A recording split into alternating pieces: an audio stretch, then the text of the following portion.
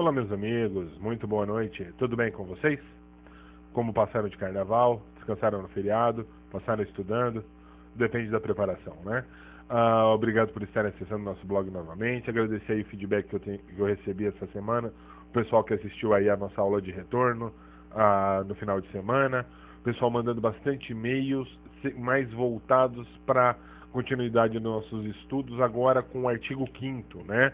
Parece que é o que o pessoal está mais interessado mesmo. Se alguém tiver alguma outra ideia, manda pra gente.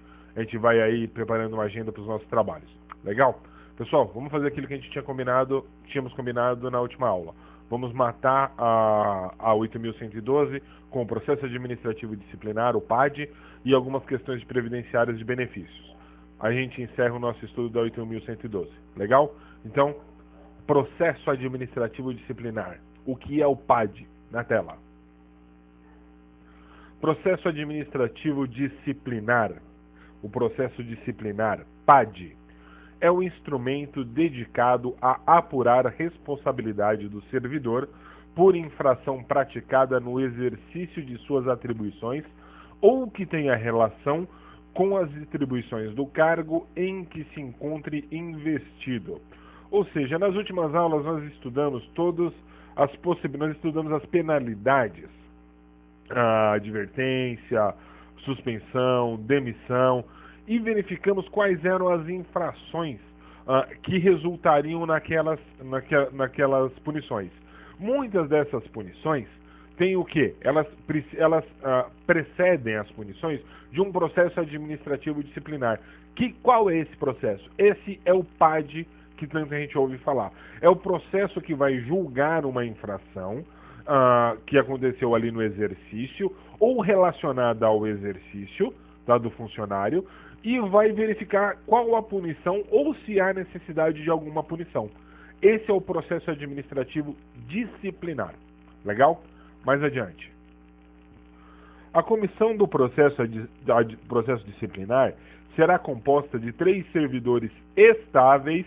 Lembrem, pessoal, os 3 servidores que compõem a comissão do processo administrativo disciplinar são estáveis. Legal? Designados pela autoridade competente, que indicará entre eles o seu presidente, que deverá ser ocupante de cargo efetivo, superior ou de mesmo nível, ou ter nível de escolaridade igual ou superior ao indicado.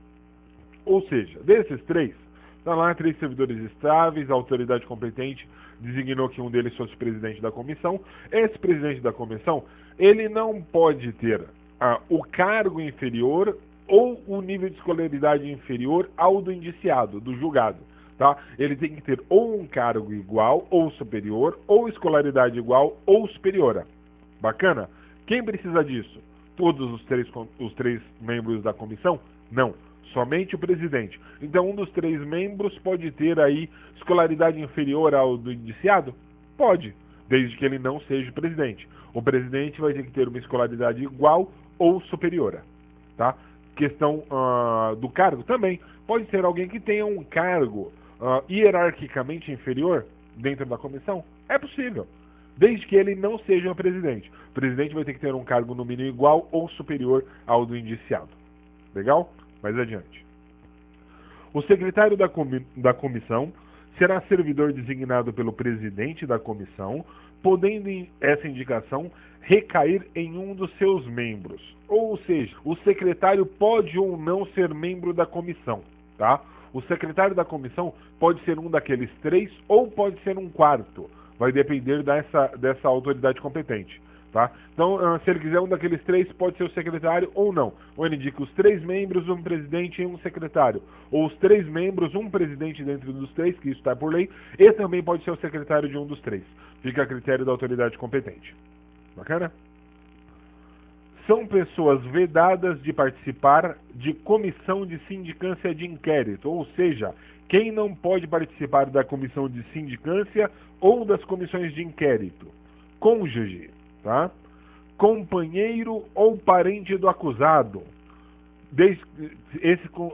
nesse caso consanguíneo ou afim, ou seja, de sangue ou por afinidade. Tá?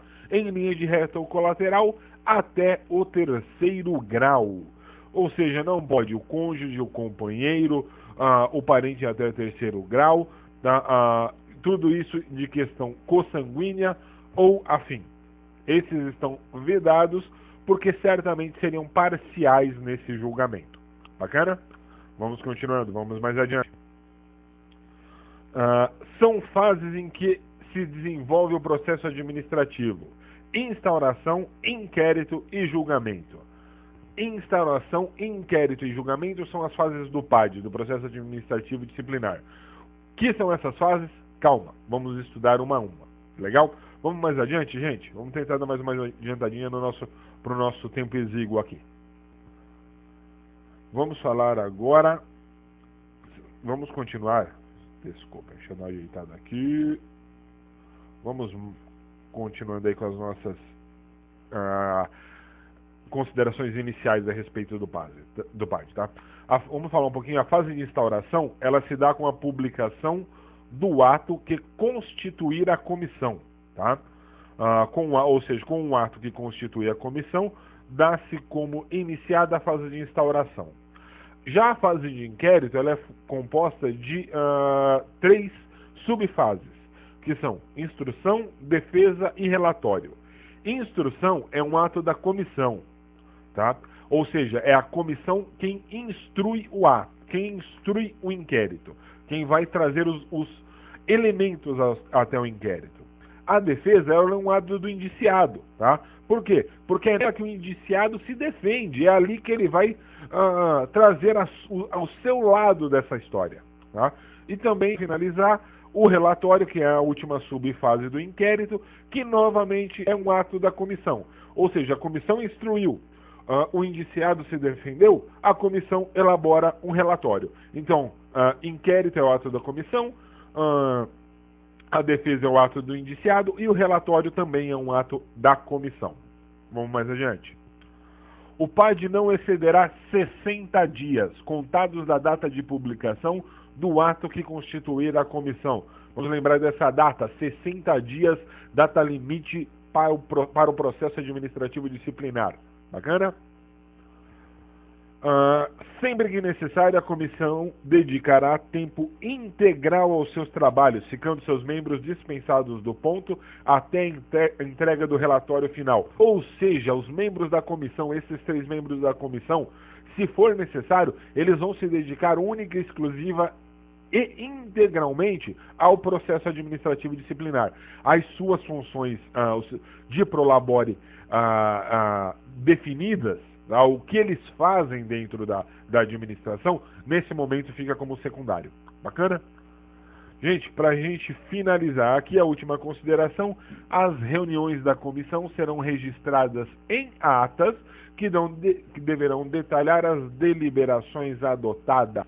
Ou seja, tudo que for feito pela comissão deve constar em uma ata. Pessoal, vamos finalizar porque o reloginho ali está dizendo pra gente que daqui a pouco bate 10 minutos.